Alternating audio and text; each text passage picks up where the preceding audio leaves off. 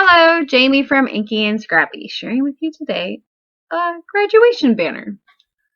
So I started by making the tassels. I already have a couple of videos with them in, so if you're interested, go check those out. I did these at about a 3-inch piece of scrap paper, and I want to say I wrapped them about 12 to 13 times at least.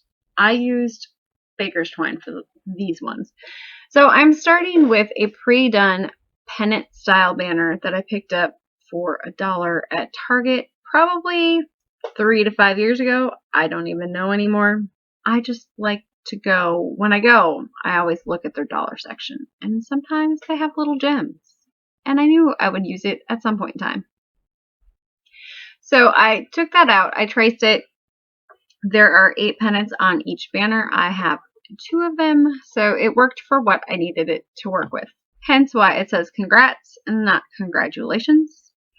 And then my son's name on the second one, so I only needed 5 for the second one, and I ended up taking 2 of the extra ones and creating a couple more letters for my youngest son's name because that's what I needed to make it work. So now I have one done for his as well, as long as this one survives.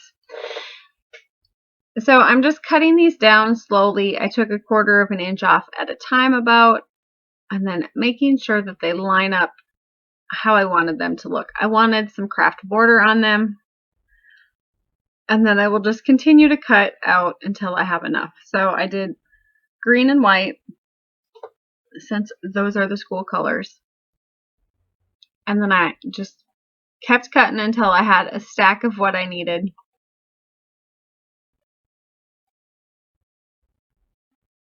Just lining, I cheated. I just lined them up and cut them. So they're not all perfect. They're on a banner. I hope nobody's gonna notice. And if they do, well, I'm not that picky. That's life. I had not die cut these letters out. I actually used my brother's scan and cut with some of the pre-done fonts that are on there, and then I just sized these to 4 inches tall so that they were all the same height. Some of the letters are going to hang off the bottom of my banners. I'm okay with that. I probably could have scooted some of the letters up further and it would have maybe not hung off so much, but I was okay with it. So for those tassels, I needed to make some graduation caps. So I took 2 of the scraps, and these actually worked very well to make that longer diamond shape that I needed for the top of the graduation cap.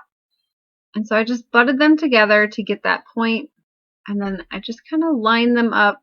And as you saw, I moved them apart there so I could make sure that my corner was going to match up with my corner on the top. And then I just traced it, and then it looked pretty close there, so I just made sure the sizing was about right. And then I'm just going to hand cut this one out. And then I have to figure out how I'm doing the bottom part of the hat. If I wanted it to have the curved edges and I tried, I couldn't get it to look right. So I ended up ditching that idea and going for a square on the bottom. Well, I used a triangle die cut, but a square on the bottom. It's probably more of a rectangle on the bottom for that bottom piece. Again, I'm just using those scraps up. And so I butted them together because I knew I didn't need the full sheet. And then for my pattern that I had created, I'm folding it in half to make sure that it's mostly symmetrical. I didn't want it to be way far off. So I'm going to butt that up against the edge and then just trace that out here. And then I'm going to pull back in my smaller guillotine trimmer and just kind of cut on the lines. This way I knew that my lines were going to be straight-ish or straighter than if I hand cut it.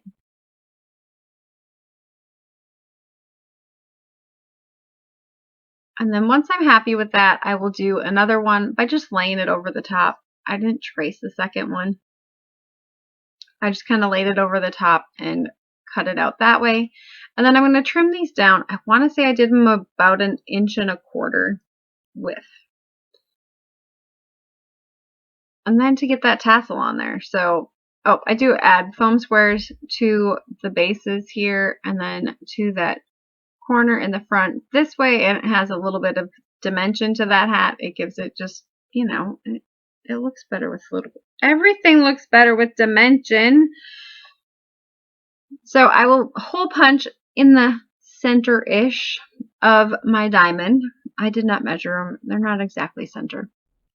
I end up taking the knot out of my tassel, or cutting it in this case because I couldn't get it to unknot.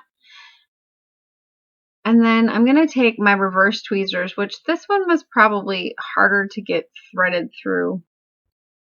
But I did get it to, you know, the reverse tweezers to grab onto it just enough that I could pull it through.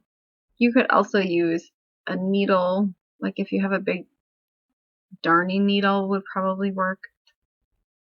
This one worked for me this way. You could have done it, just pushed it through with the tip as well. So now I'm just figuring out how the tassel's going to lay, if I needed to move my tassel underneath before I put it down with foam tape. But I decided to let it hang off the front, and you'll see how I, you know, make it look better later, or make it, I liked it free flowing a little bit more. And then I was just cutting off the end here that's hanging off the top, or hanging out of the top. And now to figure out which letters to put them on. So I wanted to do one on the top row, one on the bottom row. And I was kind of aiming towards the J on the bottom row just because that letter's in both of my children's names. But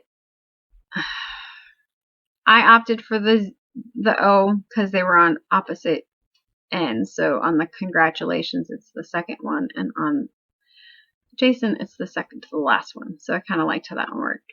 And then I just made sure I put the hat on the side that was going to be, you know, because it's a banner, so it's going to be sagged down. So I wanted it to hang properly. I just made sure that the tassels or the hat was on tilted to that side of the banner. That is my video for today. Thank you so much and have a good one.